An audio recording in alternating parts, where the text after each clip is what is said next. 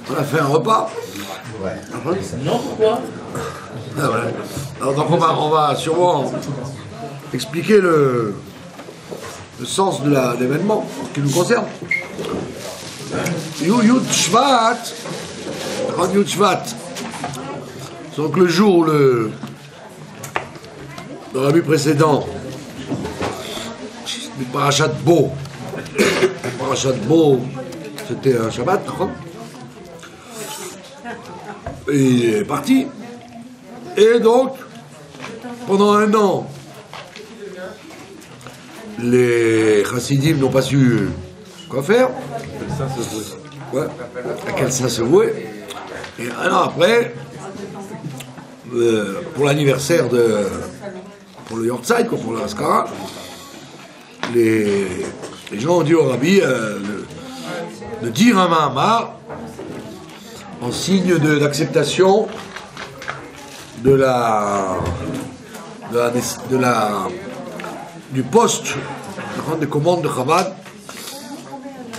qu'on appelle la Kabbalat Hanesiut, le fait d'accepter d'être le président du mouvement. Et donc, le fait que le rabbi a accepté de dire le texte, le Mahamar, qui ressemblant à ce qu'on vient d'entendre, le Mahamar bâtit le Gani, je suis venu dans mon jardin. Donc les gens ont compris qu'il avait accepté sur lui la direction de la Chassidut de travail. Alors maintenant, comme quelqu'un a dit, de tous les Rebbeim qu'il y a eu depuis le Baal Shem Tov jusqu'au Rabbi, le seul qui soit lié corps et âme avec son beau-père, c'est le Rabbi. Plus que tous les autres. On voit que par exemple, le Maguid, il avait beau être l'élève du Baal Shem Tov, l'élève attitré, il a arrêté tous ses maîtres pour s'attacher au Baal Shem Tov. Il avait quand même une indépendance, et il cite pas plus le Baal Shem Tov que tous leurs autres collègues. Donc le rabbi Yaakov Yosef de Polnoy, par exemple, c'était un Cohen aussi, Yaakov Yosef, un Cohen de Polnoy. Yosef. Ah, il veut un gâteau. Il cite tout le temps le Baal Shem Tov dans ses œuvres. Tous les élèves du Baal Shem Tov citent le Baal Shem Tov dans ses œuvres. Et donc on ne voit pas plus que le Maguid, plus que les autres. Et également l'Admor Haïm, on voit qu'il a un derrière très éloigné de son père. Par contre, le Admor Hazaken, etc. Quand on voit toute l'histoire de la Chassidut depuis le Baal Shem Tov, on ne voit pas un lien aussi fort entre le rabbi d'avant et le rabbi d'après, comme on le voit entre le Friediger Rebbe, le rabbi précédent, et le rabbi le nôtre. Et d'ailleurs, tout le temps, le rabbi ne parle jamais en son nom, il dit toujours mon beau-père a dit, il appelle Nassi de la génération, etc. Il y a une fusion totale entre le rabbi précédent et le rabbi. Et le rabbi lui-même dit ce que les méchéristes disent, qui est complètement stupide, qui disent, quand il dit les sichot, les sichot de mon beau-père, il dit non, il ne parle pas des sichot de son père, il parle des sichot à lui. Ben non, c'est les sichot de son beau-père. Et il commente les sichot de son beau-père. Donc ça ne sert à rien de raconter des histoires à l'armure de bourre en disant qu'il parle de lui alors qu'il parle de son beau-père. Et quand tu compares la sikha originale de son beau-père, elle est très très concentrée, quelques petites phrases pour te lancer des idées, et le rabbi les élargit. Donc il dit effectivement c'est les sikhot de mon beau-père. C'est pas par humilité ou par beauté de langage, je sais pas ce qu'il pense, il pense clairement que le sikhot de son beau-père. Et c'est vrai que quand on lit le sikhot de son beau-père, quand on la lit la première fois, on a l'impression de n'avoir rien lu, quoi. D'être passé sur un truc très vite. Et quand on s'arrête sur chaque membre de phrase, on se rend compte que dans chaque membre de phrase, il y a tout. C'est énormément concentré, quoi. Ce que le rabbi précédent raconte. Et donc, effectivement, le rabbi actuel, lui, il est beaucoup plus vaste et large parce qu'il élargit. Donc, ce lien qui est entre les deux est très très fort. Il est même indissociable. Et c'est pourquoi le fait de dire qu'on a changé, on a basculé entre le Yud Shvat et le lendemain le Yud Aleph Shvat, en vérité on a basculé dans le sens de la différence dans la direction. C'est pas que c'est une autre direction, c'est la même direction, mais elle est différente dans le sens qu'elle va donner, dans le style qu'elle va se donner. Comme j'ai expliqué déjà plusieurs fois, que le Rabbi explique qu'il n'y a aucune différence entre Moshe Rabbeinu, Yoshua, Shmuel, Iftar, il n'y a aucune différence. Il n'y a les différences que dans la façon de diriger. Mais c'est toujours le même Moshe qui continue sa route. C'est simplement, d'après la génération, Moshe parle différemment. Mais c'est pas du tout des personnages différents. Ils sont dans des corps différents et ils vont parler différemment parce que la génération a besoin qu'on lui parle comme ça et qu'on lui dise ces choses-là. Comme dans une génération autre, on aurait dit autre chose. Et il n'y a aucune différence dans la manigoute, dans le fait de diriger, il n'y a aucune différence. Il n'y a aucune différence que dans le signon, le style et l'orientation en fonction de la génération. Et donc effectivement, quelle est la différence qu'il y a entre le discours du rabbi précédent et celui du rabbi? Que le rabbi précédent, il parle à des gens, à des serviteurs de Dieu, qui ont l'habitude d'en baver. De 1920 à 1950, la nation du rabbi précédent, c'était la période la plus dure de l'histoire de l'humanité. Je n'exagère pas, la période la plus dure de l'histoire de l'humanité. Pour les êtres humains et pour les juifs en particulier. Donc ça veut dire que c'était des gens, comme vous pouvez vous renseigner auprès de vos grands-parents, si vous les avez encore, vos grands-parents vont dire effectivement que la vie était dure. Le sens de la vie, c'était toujours de vivre dans la difficulté, quoi. La vie était une souffrance. Alors qu'en 1950, quand le rabbi prend son poste, le monde va vers le changement, vers l'ouverture, vers la facilité. Dans le monde moderne, à tous les niveaux, beaucoup plus facile. Donc le monde difficile s'éclipse, s'en va doucement, et le monde de la facilité remplace. Donc on passe en quelque sorte, comme il est écrit là-bas dans Ishayahu, Uvahu haovdim me'eretz Ashur, hanidrachim me'eretz Mitzrayim, ishtachavu l'Hashem be'hakodesh Yerushalayim. Uvahu haovdim, ils viendront les perdus me'eretz Ashur, du pays de Ashur. Ashur c'est la Shon Osher, ça veut dire le bonheur. Ve'anidachim eretz Mitzrayim, et les repousser de l'Égypte. Et l'Égypte, ça veut dire Metzarim, l'étroitesse, la contriction. Et la Chassidoute explique pourquoi on a besoin de citer. Ils viendront, ils se prosterneront devant Dieu. Pourquoi on a besoin de citer les gens de Ashur et les gens de Mitzrayim? Alors on dit parce que les gens de Ashur, c'est tous les gens qui sont dans une galoute du bonheur, la galoute du bonheur. Osher. C'est-à-dire la galoute à l'européenne, à l'américaine, quoi. La galoute du monde moderne, qui est justement la galoute du bien-être, ouais. Alors que la galoute Mitzrayim, c'est la galoute de l'étroitesse, de l'étranglement. C'est celle qu'ont connu nos frères juifs de Russie, et ceux qui ont connu nos frères juifs de Syrie, et ceux qui ont connu nos frères juifs d'Irak, et de ceux qui étaient dans les pays où il y avait la dictature, le malheur, la poursuite. Donc il y a deux sortes de galoutes. T'as la galoute style Mitzrayim et la galoute style Achour. Alors, on voit bien que le Rabbi Rayatz, il s'est surtout occupé des gens qui étaient dans la galoute de Mitzrayim, puisque tout le monde entier était en état de Mitzrayim, de souffrir de la faim, de l'antisémitisme, de la misère, la mortalité infantile, etc. Alors que le Rabbi, en 50, tac, le monde bascule, et on s'occupe plus de la galoute d'Achour.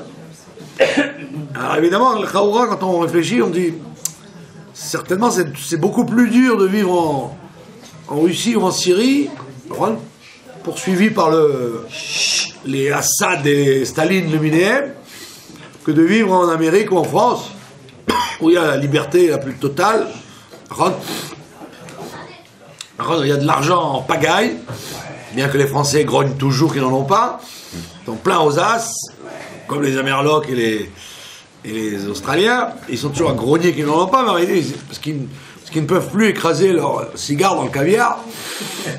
Donc c'est les gens qui vivent en galoute de Assir, de Achour, la galoute de la richesse.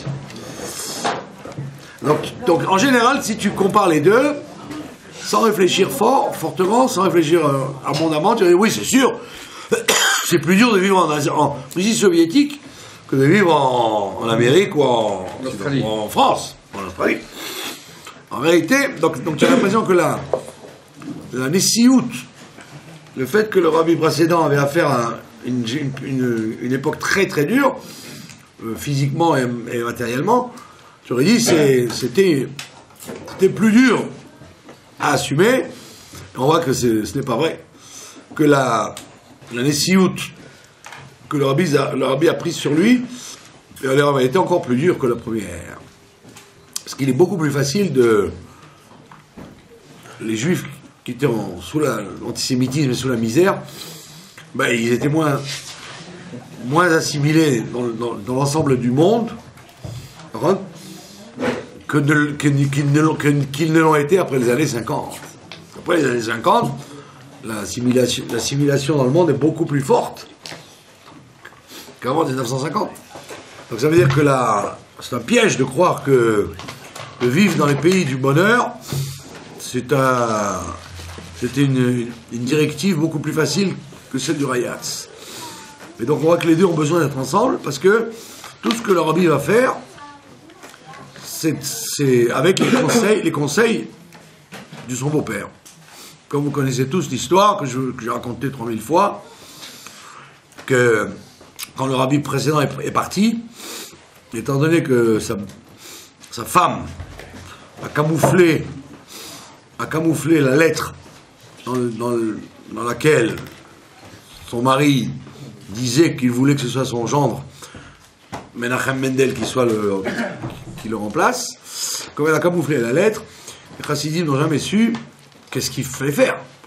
Donc il y avait 4 postulants, et un des 2 postulants, c'était le gendre, l'autre gendre, Rav Gourari. Gourari, il s'appelait. Et sur les photos, je priais avec lui tous les jours. Pardon ?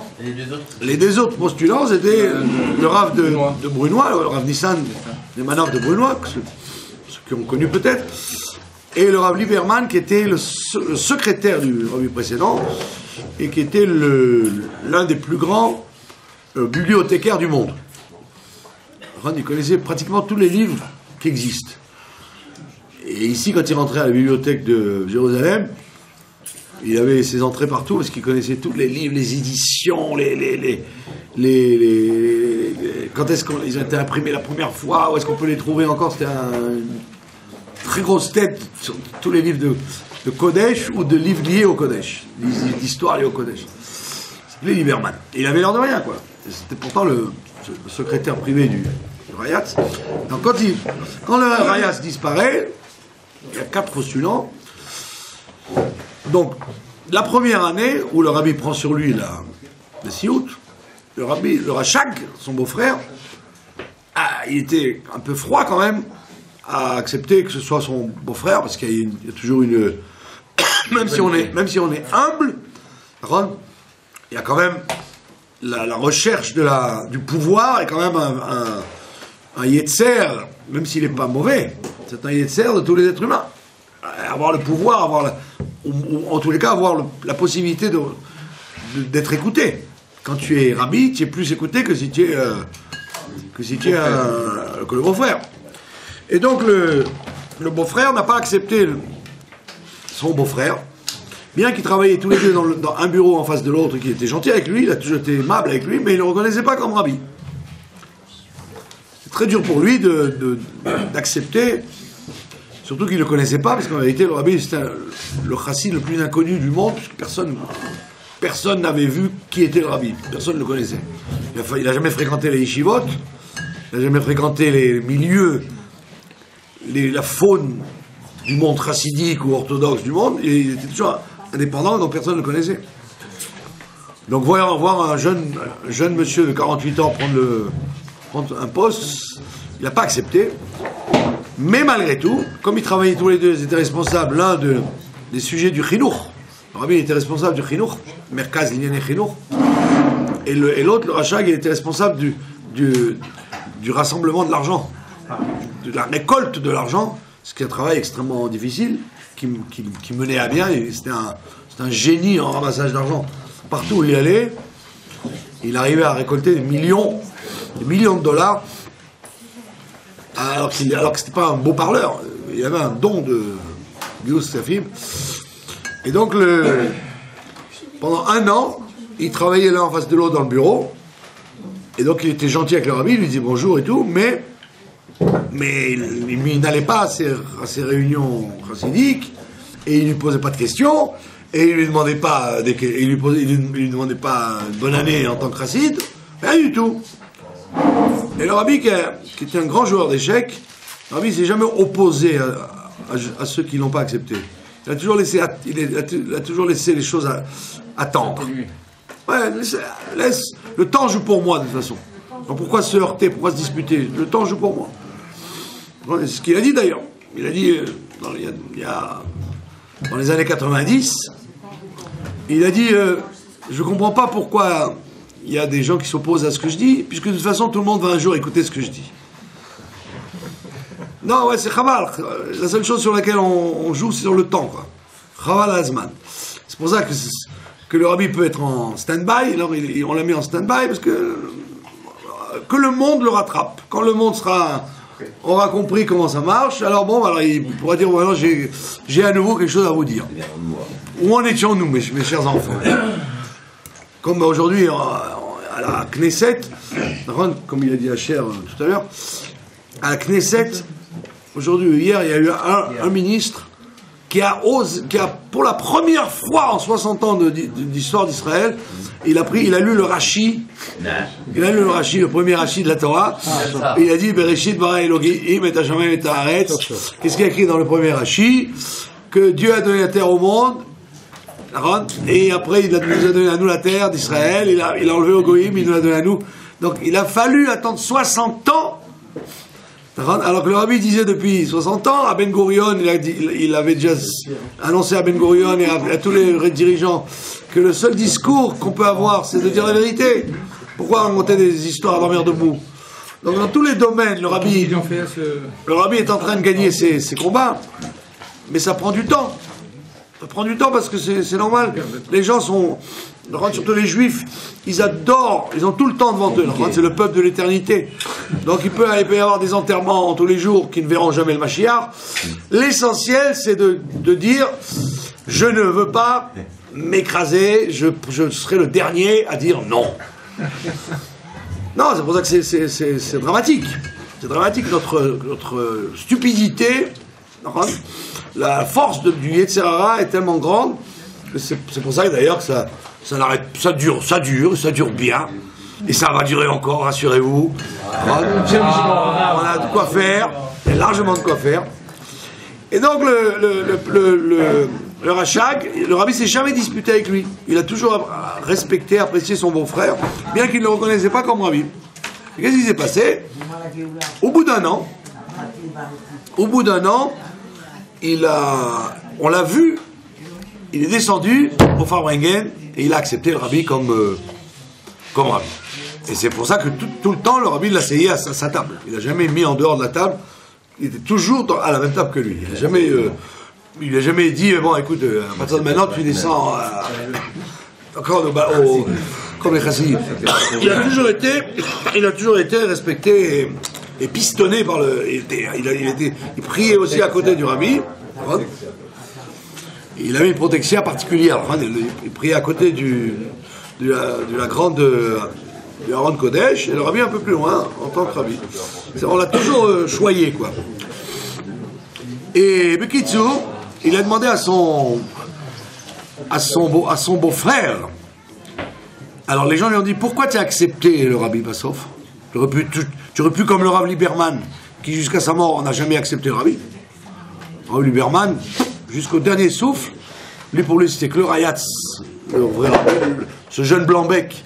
C'était rien pour lui, et à tel point, on raconte, à tel point il n'a jamais reconnu le rabbi, que quand le rabbi avait besoin d'un livre, et que c'était lui le directeur de la bibliothèque, il écrivait à rendre dans 2 jours. C'est comme un client normal, quoi. Il écrivait, monsieur, vous avez emprunté le livre lundi, je le veux mercredi. Et le rabbi lui rendait mercredi, quoi. Et jamais il a accepté le rabbi. Donc on voit bien que c'est vrai, c'est ce qui est dur. Quand on connaît les gens de près. Moi, quand j'habitais à Paris, je priais à la Rachichoul. Et à la Rachichoul, tous les gens de la Rachichoul, ils étaient tous, à part les 3/4 qui avaient assisté au mariage du rabbi à Varsovie, ils me disaient, on connaît bien les Lubavitchers. Ah, j'ai dit, comment vous connaissez? On était à son mariage. En 29, ils étaient à son mariage. Et chacun, leur père, leur oncle, c'était un rébé. Ou en Pologne, en Tchécoslovaquie, en Hongrie. Et c'est pour ça qu'ils n'ont jamais accepté un Rav. Quand le Rav Rubinstein est parti, le Rav Rubinstein, c'était à Rav Rothenberg. Rav Stern est parti, jamais ils ont pris un remplaçant. Ils n'ont jamais pris un remplaçant. En combien de dizaines d'années? Et je leur ai dit, pourquoi vous ne prenez pas un remplaçant? Il m'a dit, parce que nous, on a tous notre père ou notre oncle, notre grand-père qui était rabbi. Qu'est-ce que tu veux? Qui va pouvoir nous remplacer quelqu'un qui était qui avait une cour, un beddin, qui était Talmidei Chachamim, des fois qui connaissait tout le chasse? Qui va pouvoir remplacer quelqu'un comme ça? Donc quand tu fréquentes de près ce monde-là, comment tu veux accepter plus qu'un autre? Et donc les gens ont demandé au Rachag, pourquoi Bassof, le Rav Gorari, pourquoi tu n'as pas Bassof qui a accepté le rabbi? Mais il a dit, c'est pas shoot. Parce que quand j'avais des questions, comment diriger les bureaux, le mouvement, qu'est-ce qu'il fallait faire, le budget, à quel yeshiva donner le budget, alors je disais à mon beau-frère, comment tu sais ce que le shver, c'est-à-dire le beau-père, il aurait su? Qu'est-ce qu'il aurait dit le Rayatz là-dessus? Alors le rabbi dit, quand je vais au OL, je lui demande. Quand je vais au OL, sur la tombe, je lui demande. Et il me dit. S'il est capable que le Rayatz lui parle au OL, c'est vraiment lui le rabbi. Alors que moi, il m'a dit, moi, quand je vais, je prie et tout, je demande que le Rayatz me réponde et tout, ou par un rêve, ou par un signe, mais ça marche pas. Donc je n'ai pas le même lien avec le... Okay. Et donc, comme s'il est capable de ça, c'est un lien tellement fort avec son beau-père que quand il va au OL, le Rayatz lui parle, lui raconte les choses, c'est que c'est lui le vrai rabbi. Donc on voit bien que... Et la lettre qui a été mise de côté? Et donc, non, la lettre qui a été mise de côté, ils l'ont retrouvée il y a quelques années, ils l'ont retrouvée cette lettre. Que la Hashgacha, la Providence avait fait qu'il l'avait choisi à lui, mais en réalité c'était déjà écrit à l'avance qu'il voulait que ce soit lui. Pourquoi?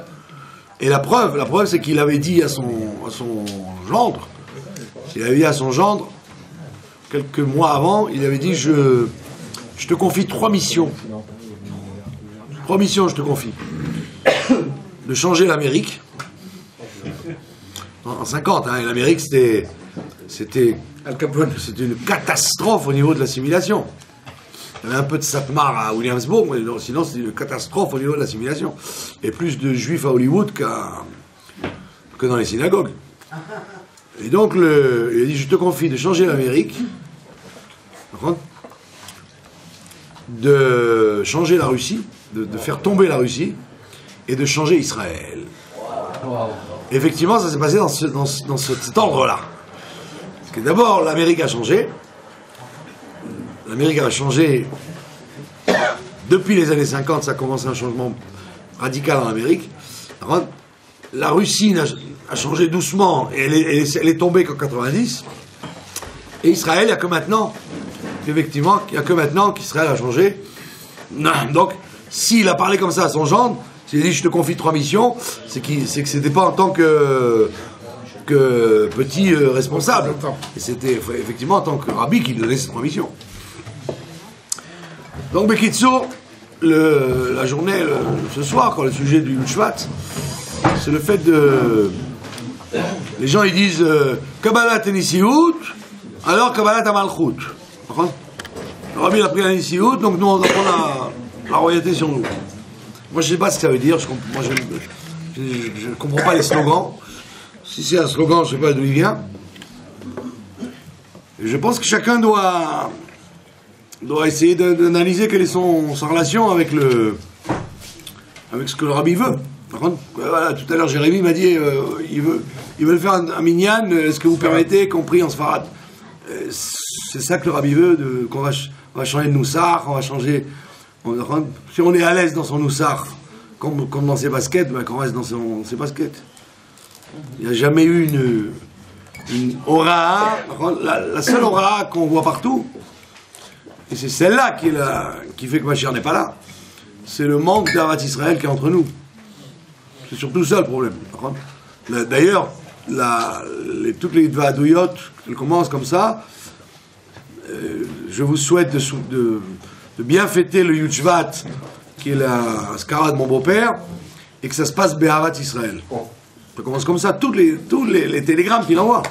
Que ça se passe Be'avat Israël. Le reste, qu'après tu vas prendre la décision d'étudier le Ritat tous les jours, les 3 shiurim. Bon, après chacun doit savoir dans quoi il doit améliorer son attachement. Par contre, s'il a envie de s'attacher, Bichlal. Alors, mais je pense, dans les milieux autorisés, que l'attachement le plus fort qu'on puisse avoir au rabbi, c'est d'avoir Avat Israël, c'est-à-dire s'occuper de chercher le bien de son prochain, son voisin en face, et pas de faire de la propagande pour le rendre plus racide, ou plus méchériste, ou plus je ne sais quoi. Être juif. Qu'il soit un juif meilleur qu'hier. Et c'est ça le travail qu'on nous demande de faire. Parce que je vous ai raconté cette histoire 400 fois, 400 000 fois, mais je vous la raconterai encore une fois. C'est dommage que Yacher ne comprenne pas. C'est une très belle histoire. חבל שאתה לא מבין, זה סיפור יפה שאני אספר לך, אולי אספר לך, תרקן לך. Il y avait un jour une histoire que... C'est en vrai. Il y avait un docteur, un grand docteur, qui était en Yechidout, qui a été voir le rabbi. À l'époque, il y avait des Yechidout, des visites privées, et Et le rabbi, il mettait toujours les lettres des gens, les lettres qu'il recevait, il les mettait dans une enveloppe Kraft, une grosse enveloppe Kraft. Et quand il allait sur la tombe de son beau-père, il les mettait dedans, on le voit souvent sur les photos, avec une grosse enveloppe Kraft. Et il avait l'enveloppe Kraft, le docteur raconte. Il est rentré en Yechidout, et le rabbi avait la main, le bras sur l'enveloppe de lettres. Une enveloppe de lettres. Et le rabbi n'arrêtait pas de tousser. Il toussait. Il y avait une canne de tout qui ne s'arrêtait pas. Et le docteur a eu peur pour lui, il est devenu rouge. Alors il a dit, est-ce que je peux prescrire au rabbi un sirop pour sa toux? Si le rabbi ne se sent pas bien, il a une toux, je vais lui prescrire un sirop. Alors le rabbi lui dit, non, je tousse à cause de ça. À cause des lettres. Hein? C'est pour ça que je tousse. Et qu'est-ce qu'il y avait dans les lettres? Ben évidemment, des plaintes. Celui-là il m'a fait ça, celle-là elle m'a fait ça, celui-là il m'a dit ça, dois-je l'attaquer au Beddin, je demande que le rabbi s'en mène, nanana. Avec ça. Il n'y avait pas beaucoup de gens qui n'écrivaient au rabbi que pour lui annoncer que des bonnes nouvelles. Moi, Baruch Hashem, j'ai pris sur moi depuis 40 ans que je suis dans la maison, je n'ai jamais écrit au rabbi pour des choses négatives. Toujours, ou soit une naissance, soit une bar mitzvah, soit un déménagement, soit un cours qui s'ouvre, soit que des trucs propres. Jamais je n'ai pensé un instant en kikiné, embêter le rabbi avec mes problèmes et les problèmes des autres. Tu as un problème, règle-le toi-même. Mais qu'est-ce que tu as besoin de mêler le rabbi là-dedans? Il m'a fait ça, il m'a dit ça, que du positif. Mais malheureusement, il y avait d'autres gens qui prenaient le rabbi pour le kotel. Le kotel, alors ils écrivaient, celui-là il m'a fait ça, celui-là il m'a dit ça. Alors il dit, ouais, tu sais pourquoi je tousse? À cause des lettres. Donc, on voit bien que la Nekuda elle est là. Il n'y a pas 50 Nekudot. On pourra toujours tourner autour du pot. Les Meshichis, ils s'imaginent, c'est parce que les gens ne crient pas Yechi, que Mashiach ne vient pas, ou qu'ils n'acceptent pas le Mashiach sur leur tête. Tout ça, c'est des histoires à dormir debout et allongé. Il n'y a pas écrit dans le Halchet, il n'y a pas écrit dans la Gemara, que c'est parce qu'on ne va pas dire qui est le Mashiach que le Mashiach ne vient pas. Il y a écrit que le Mashiach ne vient pas parce qu'on n'a pas étudié la Torah suffisamment, premier temple, et on a de la haine entre nous, deuxième temple. Donc il n'y a que deux raisons, c'est tout. Il n'y en a pas d'autres. Il n'y a pas d'autres livres, que ce soit le Zohar, la Gemara, le Midrash, les livres de Moussar, les livres de Chassidut, les livres de mathématiques. Il n'y a pas un endroit où il y a une autre source pour dire pourquoi le Mashiach n'est pas venu. Donc il faut réparer ou augmenter. Alors comment ça marche? Ça marche dans le sens que le Rambam nous donne. Le Rambam il dit, dans il croit Yesod de la Torah, que si quelqu'un il a fauté, il a mangé par exemple trop de sel, comme moi, ou un poison, il a mangé quelque chose qui n'est pas bon pour lui, il doit pas dire bon maintenant je vais en manger un peu. Il doit pendant un certain temps n'en manger pas du tout. Donc il dit si par exemple quelqu'un il est très avare, il doit un certain temps être très dépensier, très généreux, et après seulement revenir au milieu. Vous êtes d'accord avec moi? Tout le monde connaît ça. C'est ce qu'on appelle le Shvil Azahav, le chemin d'or. Et pour arriver au chemin en or, donc il dit si tu as eu un vice d'un côté, tu dois aller dans le vice de l'autre côté pour arriver au milieu. Avec le temps, tu vas revenir au milieu. Donc c'est un principe de psychologie évident. Donc si quelqu'un il aime trop quelque chose, ou il a fait quelque chose de pas bien dans un domaine, il doit faire exactement le contraire, plus que les autres. Et après revenir au milieu, il reviendra au milieu. Donc quelqu'un qui connaît son passé, chacun connaît son passé. Chacun sait où il a où il a bugué, où il a eu des problèmes. Donc si quelqu'un, par exemple, il avait beaucoup de problèmes de haine gratuite, maintenant qu'il revient dans le judaïsme, il doit travailler là-dessus. Parce que c'est pas parce qu'il va changer de cache-route tous les jeudis et les mardis que c'est là qu'on l'attend. On l'attend là où il a fait beaucoup de bêtises en matière de haine gratuite. S'il a roulé des gens, il s'est bagarré avec des gens, il a eu des comportements que ce soit avec des femmes ou des hommes, etc. Il doit la seule tchouva qu'il ait à faire, c'est d'aller de l'autre côté. Il ne doit pas dire moi je dois être au milieu. Mais mon ami, tu ne dois pas être au milieu, puisque tu as été extrêmement à l'extrême. De l'autre côté, tu dois à nouveau aller de l'autre côté pour un jour aller au milieu.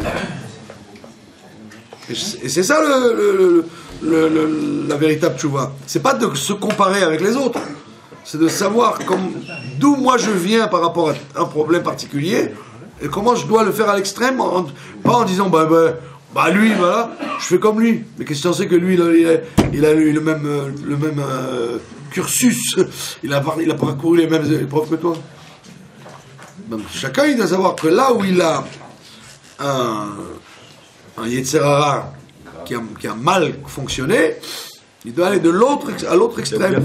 S'il a beaucoup, il a trop fonctionné, ouais. Si il a beaucoup traîné dans sa vie, il doit savoir qu'il doit être encore plus rigoureux de ne pas traîner que quelqu'un qui a toujours dans sa vie été un bon yéké, qui venait à l'heure, etc. Et quelqu'un qui est resté longtemps dans la nuit à rien faire ou à jouer de la guitare, ou aller dans les boîtes de nuit, il doit savoir que maintenant il ne peut pas dire je vais me coucher à 8h, c'est trop tôt, je suis obligé de me coucher à 8h sinon j'arrive pas. Tu dois au moins te coucher de temps en temps à la même heure où tu allais te coucher quand tu allais en boîte de nuit, mais devant une Gemara. Rester à la même heure que tu restais en boîte de nuit devant un livre de Torah. Et comme tu viens en Farbringen parce que tu sais qu'il y a de quoi manger, tu dois tous les jours venir à un chiot même s'il n'y a pas de quoi manger. Donc même si tu jettes. Donc chacun il connaît son sac, chacun il connaît son panier. Il n'y a pas besoin de moi pour jouer le détective, chacun se connaît. Donc celui qui veut s'attacher à prendre sur lui la présidence du rabbi sur soi, il faut savoir qu'est-ce qui ferait plaisir au rabbi à ce moment-là. Alors si tu te disputes avec quelqu'un, est-ce qu'à ce moment-là, si le rabbi rentrait dans la pièce, tu oserais lui parler à cet individu-là comme tu lui parles maintenant si le rabbi n'est pas là? D'accord? Puisque moi je me rappelle de ça, quand le rabbi arrivait au Farbringen à 1h, 1h30, donc j'allais. D'accord? Alors, avant qu'il arrive, tout le monde se battait, et dès qu'il arrivait, plus personne se touchait. D'accord? Ouais. Qu'est-ce que ça veut dire? C'est-à-dire que tu es comme à l'école, quoi.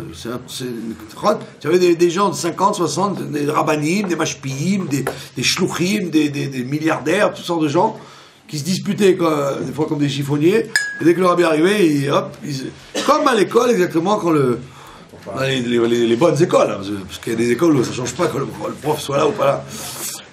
Même comme à l'école, dès que le proviseur arrive, ou le professeur arrive, hop, on se tient bien.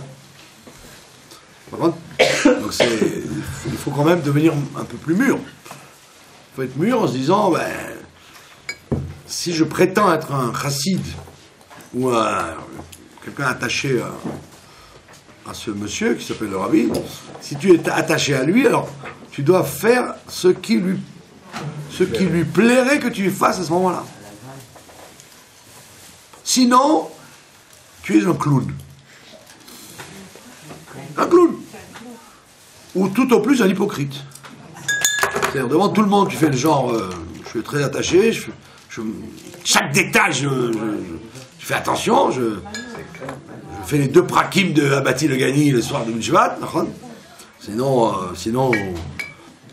j'aurai un mauvais point à mon tableau. En réalité, tu es un clown.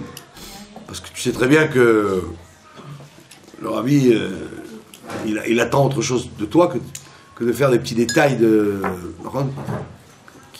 qui en aucun cas ne vont empêcher l'avenue du Mashiach. Non, tout au plus, ça peut réveiller un principe de discipline chez toi, ou si c'est des mots de chassidoute, ça agit dans les mondes, sûrement, ce que je sais moi, ce qu'elle peut faire. Mais la vraie Nekuda sur lesquelles on t'attend, toi tu la connais toi-même. Chacun se connaît. Chacun se connaît. Il n'y a même pas besoin d'avoir un rendez-vous avec un psychologue, un psychiatre, ou un baba ou un grand rave. Chacun se connaît. Il n'y a pas besoin de dire je ne sais pas par quoi je dois commencer. Commence par ce que tu veux, dans le domaine sur lequel tu sais que tu es chancelant et boiteux. Et il y a Ratson qu'on soit un peu meilleur. Chaim le chaim le chaim.